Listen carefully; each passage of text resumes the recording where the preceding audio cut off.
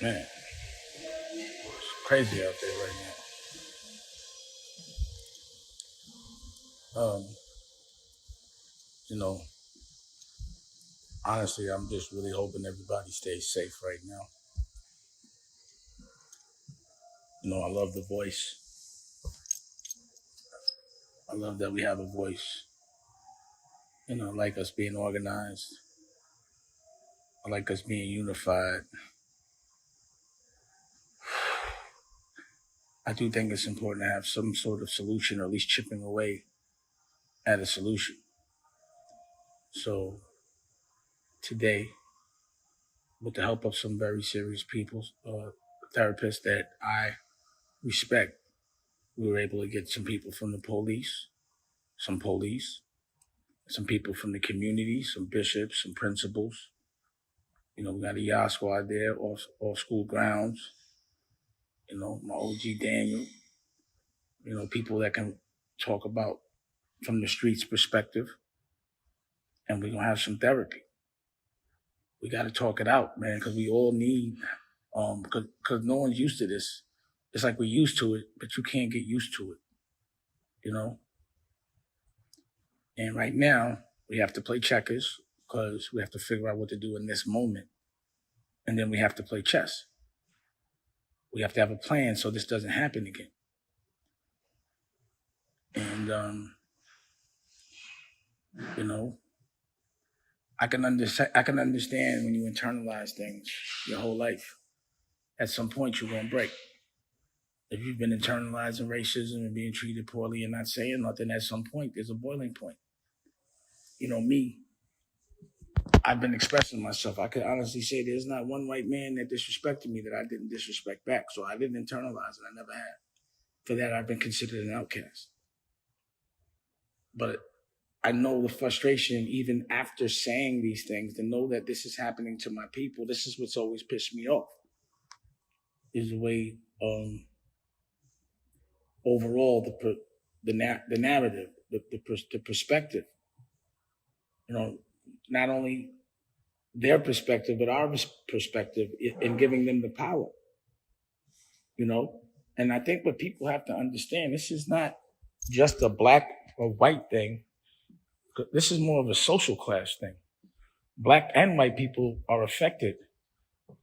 And what do you think happens when we're divided? We can't work together.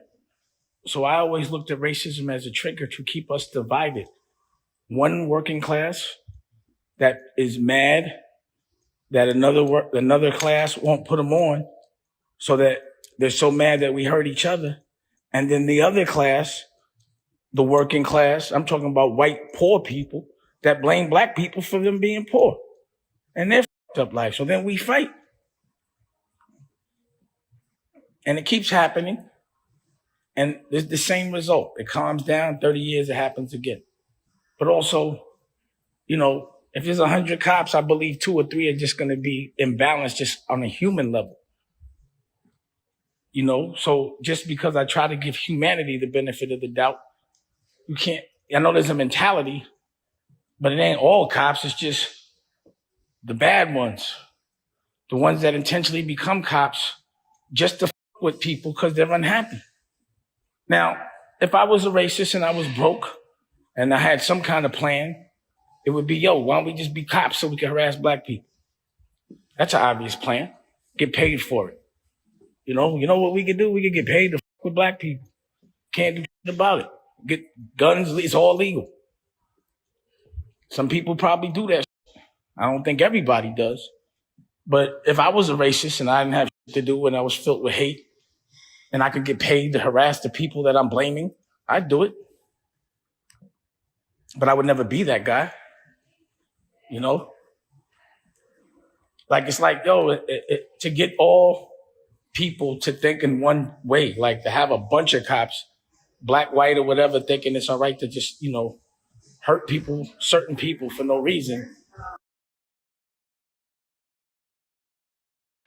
How do you spread that kind of energy?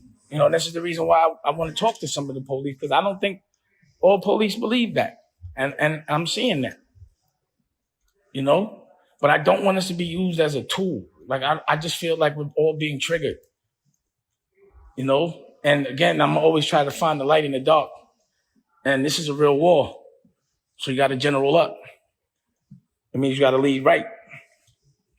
If I could lead, if I'm a general, I would say take a tick, think. You know, that's what the therapist always says. Before you react, think. Think about, does it yield? You know, does it profit? Then I also look at it as a business. Whatever I'm doing right now, is it going to profit? If it doesn't, I ain't doing it. You know?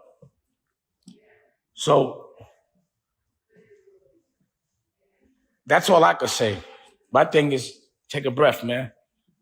Before you react, think. Karmically, if your agenda is the wrong, like if you're going out there to take advantage of this situation, man, in the future, you're going to feel it. Like if you came up and pulled something out of the store and it was only to sell it or to make some bread and not to make a real statement, I do believe if you use something like this as authentic and real as this as for your own selfishness, then karmically you will feel it. God will get you. And then you wonder why your life continues to go wrong. You know, win a little battle, but you lose the war all the time. So, and then also, man, I just want to make sure, like when I see everybody outside, I just be like, yo, I hope nobody getting sick, taking that home to their kids or to their mothers and fathers and grandfathers. That also concerns me, you know? But I just believe that when this is all over, the mentality has to remain and it has to reflect in the action of economic empowerment. You don't have to wait for people to give you anything in America. You can go get it. And the thing that protects me from the police is having the ability to stay away from them, money, not to have to live in a neighborhood where the police is so active, you know? Because I can't act like I was like not a criminal at some point. It was 30 years ago. I was cheating. So I wouldn't be mad at the police for cheating to get at a cheater. But the collateral damage when you get an innocent bystander, then that's fucked up. You know, and that's what happens. You know? So if you really want to stop this and like let's say, yeah, I'm ready. Are you ready? So that's why I think we have to have a message, a plan. But the plan should be like, yo, what's it going to look like a year from today? I'm walking. You got God? All right, I'll see you in a minute. I'll let you. God, he ain't leaving without me. He's not leaving without me. You know that. Love you. Be careful. So, yeah. So, you know, I think right now you have to have a plan. You have to think about the future, and make sure you're not in a position where you can be treated unfairly if possible. You know, and that's what I try to do. See, what I learned when I was young, at a very young age, is that they're not giving me nothing. I'm not waiting for them to give me nothing. I got to go get it. From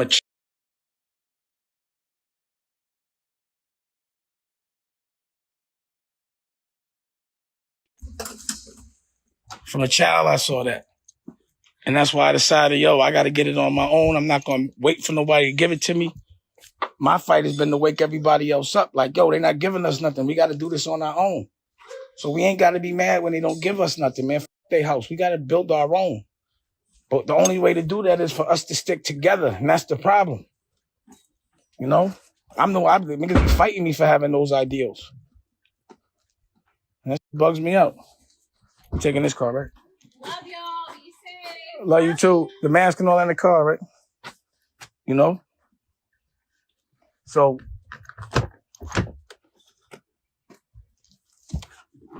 I just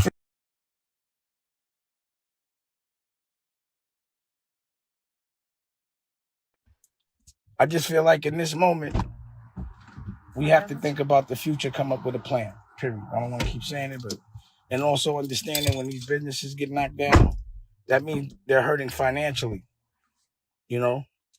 And that's why I say for certain businesses, this is bad for business. You know what I mean? So, wait, where's the mask? You got a mask? Wait, you gotta have a mask. I don't see no mask. Where did you put yours? Well, where's yours? On my ear. Okay, let me see. There's always a mask in here. Oh man, I got a mask. Hold on a second. Can't do that. Got to have a mask. Hey, Rob. My mask is up there? Could be in the back seat though. Hold on, because I was sitting in the back last time. Nah. I need my mask. You can throw me a mask, please? Oh, thank you. I mean, on point. Love you! So, yeah. Gotta have a pass. Gotta have a mask. I don't know if this is... I sent the mask with my DD. Rocky Mom's made us some masks. So, also, you know, it's Blackout Tuesday. And again, I'm proud to be a black business. I can promote my on Black Tuesday. Okay. So there we go. So yeah, I was frozen. I was going through the hills.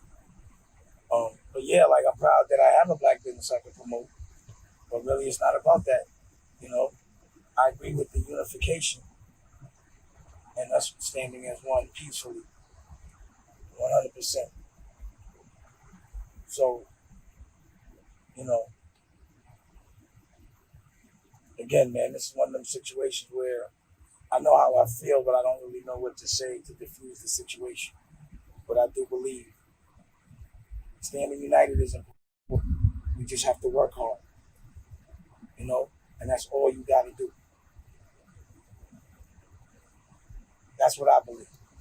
And I believe we all got to stick together. You know, we have to become the plug. We have to become the plug. So that's just what I wanted to say. I got some work I got to do. But at 5 o'clock Eastern, 8 o'clock. 5 o'clock Pacific. 5 o'clock Pacific and 8 o'clock Eastern. 8 o'clock Eastern. We're going to have a Zoom. I'll be live. And we're going to have an intervention. And we're going to have a lot of voices on there. And I think this is an important conversation. So I don't want to just talk about, the problem. I want to try to fix it. And I think it's important for people to have that perspective. I don't want to aggravate the situation and keep telling people what they already know. I want to tell them something they haven't heard before to make them feel better and give them a plan of action so we can actually do something, you know? And I think it's important. I don't want to sit around and hash on things. We all know what the problem is. The question is, what is the solution?